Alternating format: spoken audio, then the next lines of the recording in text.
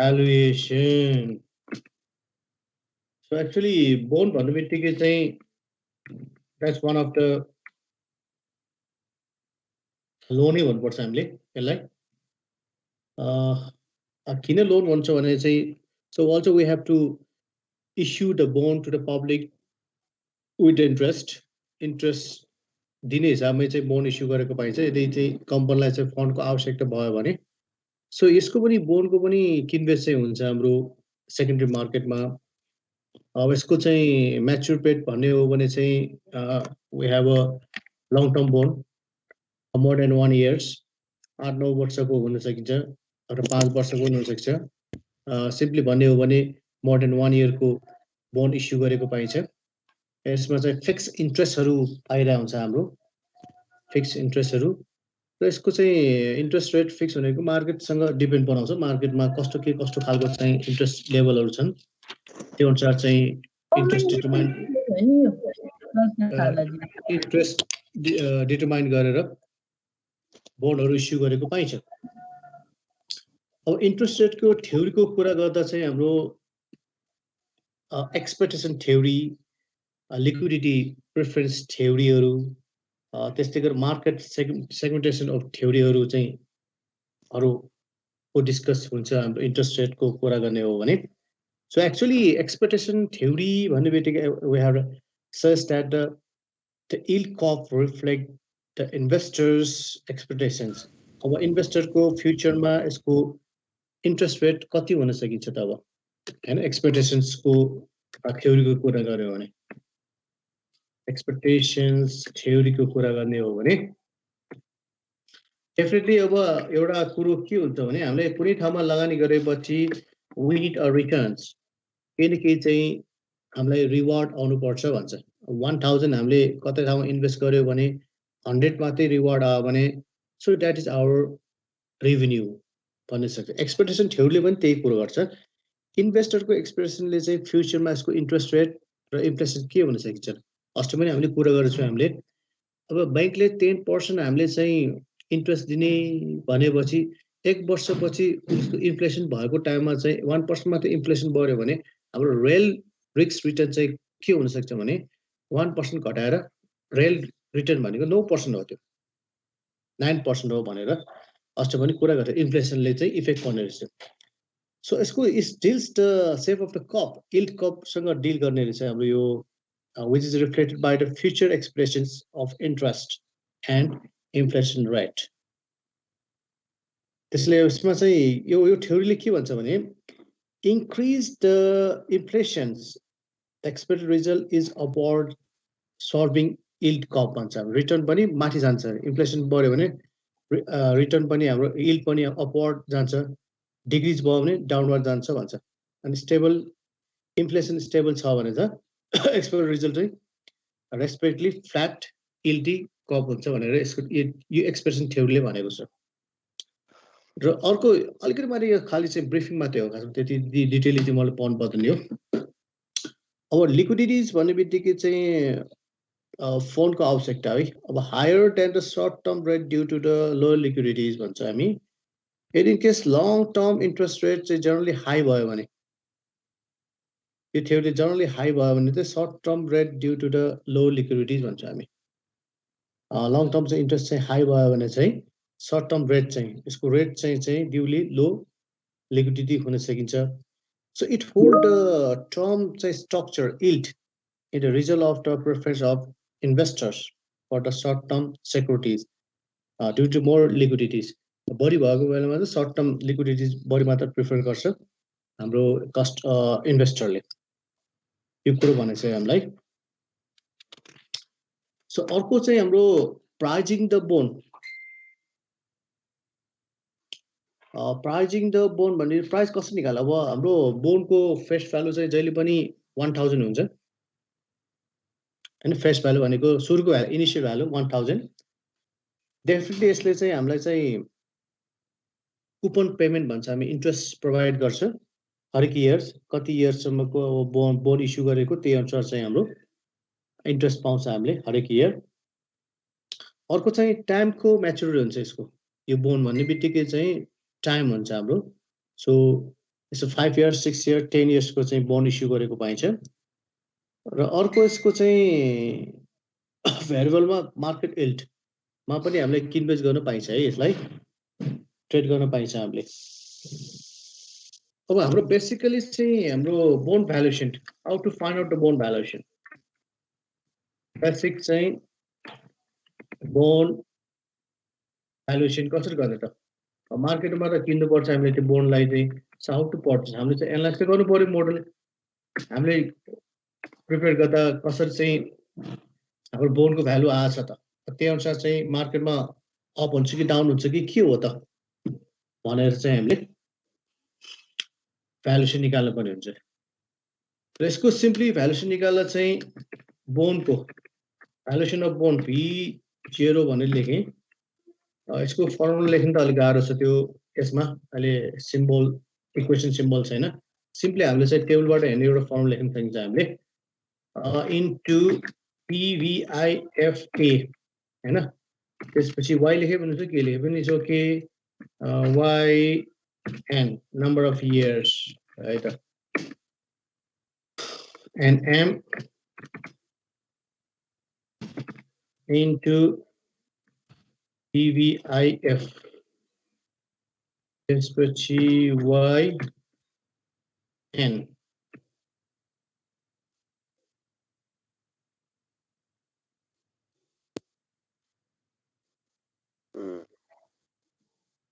So यसरी चाहिँ हामीले बोन्ड भ्यालुएसनहरु निकाल्न सकिन्छ र भ्यालु कति हुन्छ त अब हामीले क्याल्कुलेसन गर्दा भ्यालु पार भ्यालु बढी छ कि कम छ कि किन्नु सकिन्छ कि हामीले यसलाई बेच्ने हो कि so we take a distance योबाट अर्को चाहिँ हाम्रो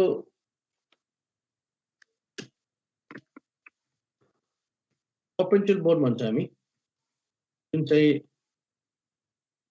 देयर इज नो लिमिट जबसम्म कम्पनी रहन्छ तबसम्म चाहिँ त्यो बोन्ड चाहिँ चलिरहेको हुन्छ यसको पनि भ्यालु निकाल्दा चाहिँ हाम्रो भ्यालु निकाल्दा त्यो बोन्डको इन्ट्रेस्ट जहिले पाउने भइहाल्यो यील्ड कति चाहिँ रिटर्न आइरहेछ त हामीलाई investor required rate of return or market interest rate हैन so where the I is equal to interest rate value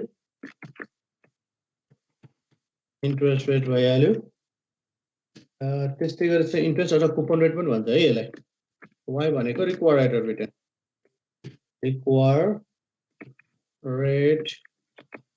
of return यसरी हामीले चाहिँ पर्पेचुअल बोन्डमा अब यसको इन्फिनिट म्याच्युरिटी पेड हुँदैन यसको जबसम्म कम्पनी रहन्छ तबसम्म चाहिँ यो लोन चाहिँ चलिरहेको हुन्छ हाम्रो सो यसले चाहिँ हरेक वर्ष इन्ट्रेस्ट दिन्छ हामीलाई र यसको रिटर्न यील्ड अथवा investor required rate of return कति हुन्छ त्यो अनुसार चाहिँ हामीले भ्यालु निकाल्न सकिन्छ अर्को चाहिँ छ हामीसँग जेरो कुपन बोन्ड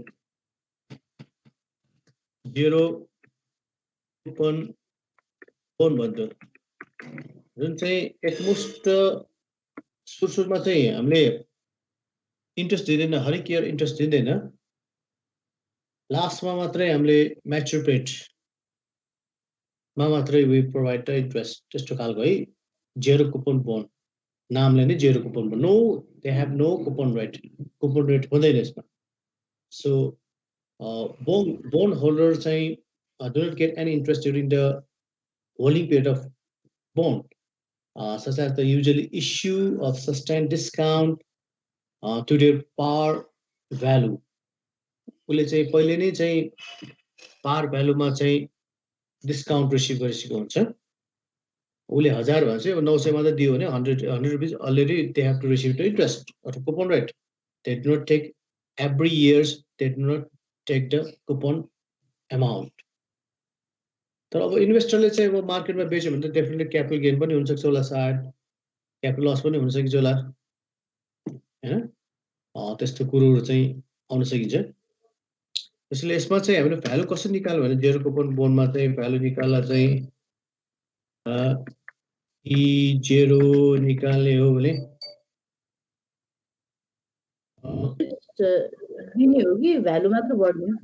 भ्यालु मात्रै, ए भ्यालु मात्रैको।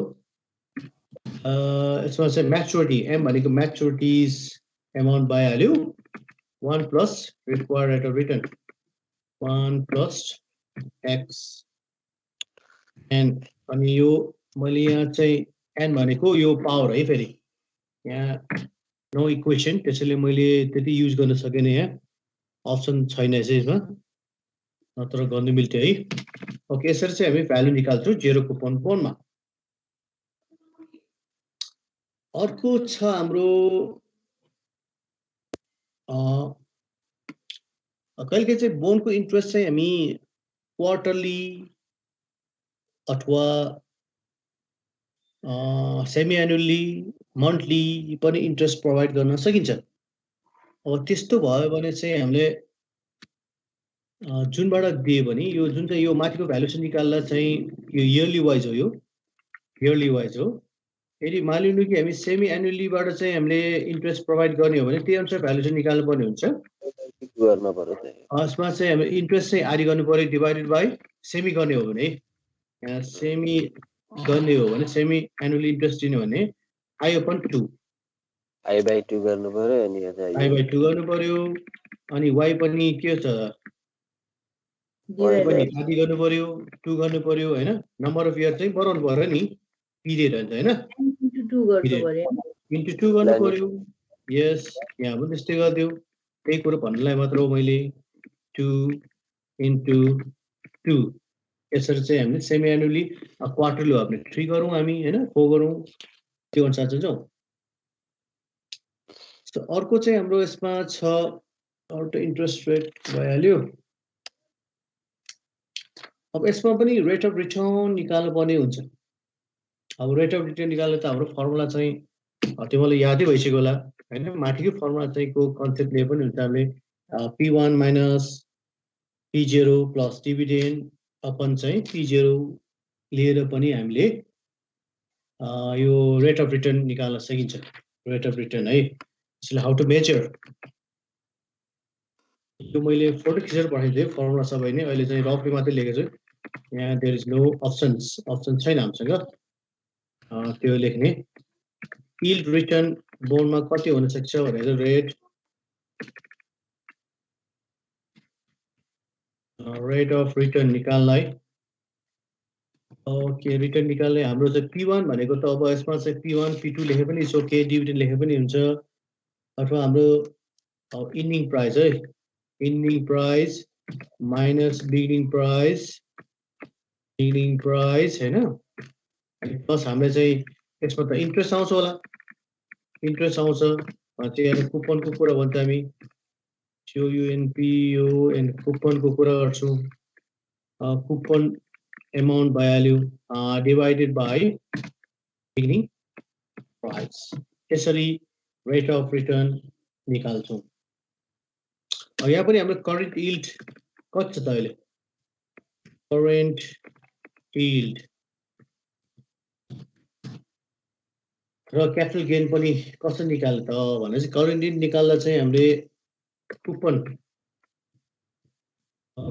चाहिँ इन्ट्रेस्ट चाहिँ कति हो त एमाउन्टबाट डिभाइडेड बाई चाहिँ हामीले भन्दा करेन्ट मार्केट प्राइस है त, इन्ट्रेस्ट बाई करेन्ट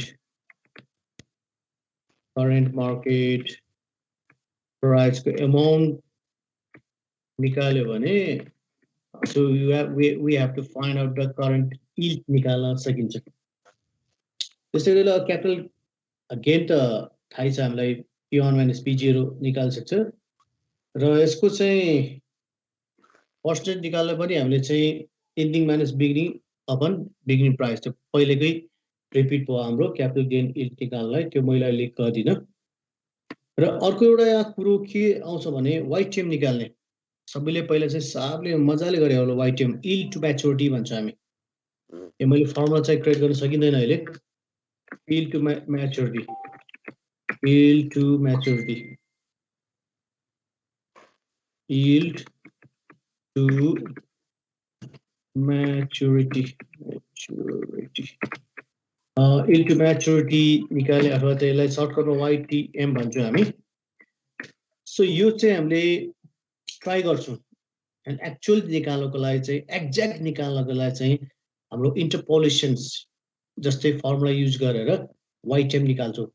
पहिले चाहिँ हामीले एप्रोक्सिमेट निकाल्छौँ. एप्रोक्सिमेट निकाल्दा चाहिँ I plus M minus P upon N upon चाहिँ M plus 2 price into 3.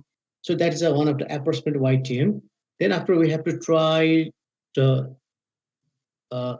expected हामीले एक्सपेक्ट गरेको रिटर्नहरु राखेर चाहिँ हामीले ट्राई गर्छौं अनि मात्रै भ्यालु निकाल्न कोसिस गर्छौं हामी. त्यसरी YTM चाहिँ हामी यसरी फलो गर्न सकिन्छ. अर्को कुरा त YT कल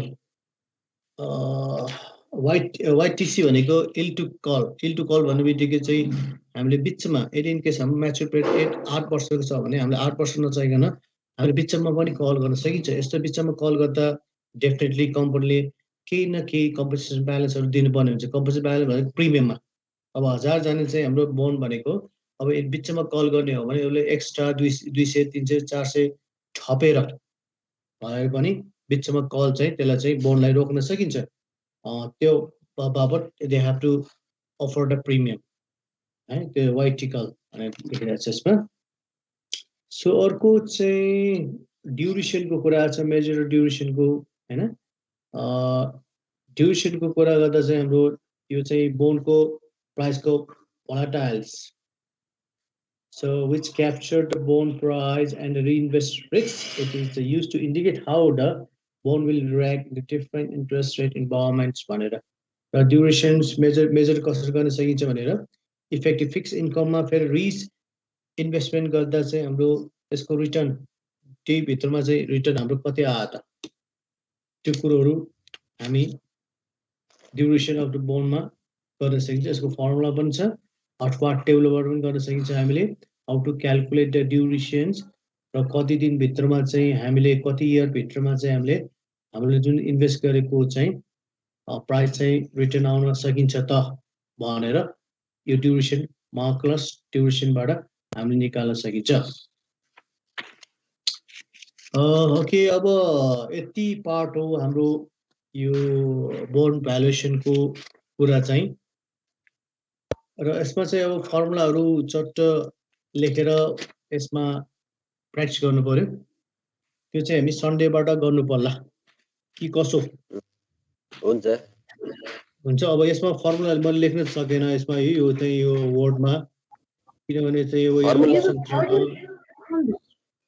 अप्सन छैन यसमा फर्मुला छ. अब खिचेर पठाउनु पर्यो तिमीलाई. यहाँ चाहिँ अप्सन छैन. यहाँ इक्वेसन लेख्ने अप्सन छैन. यो डाइरेक्टली चाहिँ वर्ड यो के वेबको वर्ड युज गर्दा डाइरेक्ट अप्सन नभएकोले मैले लेख्न सकेन. त्यसैले म फोटो खिचेर पठाइदिन्छु यो फर्मुलाहरु सबै नै है. हुन्छ सर. फोटोहरु अनि यो प्रब्लम पनि हामीले फोटो खिचेर पठाइदिन्छु त्यसपछि मात्रै सुरुवात गर्नु पर्ला. हुन्छ. ल आजलाई यति गरौँ त के छ. हुन्छ. ल आजलाई यति गरौँ अनि ल गुड फ्राइडे मनाउँ त्यसपछि अनि सन्डे भेटौँ होला हामीले यो बोन्डको सामान लिएर. अहिले फोटो हालिदिइहाल्छु एकछिनमा.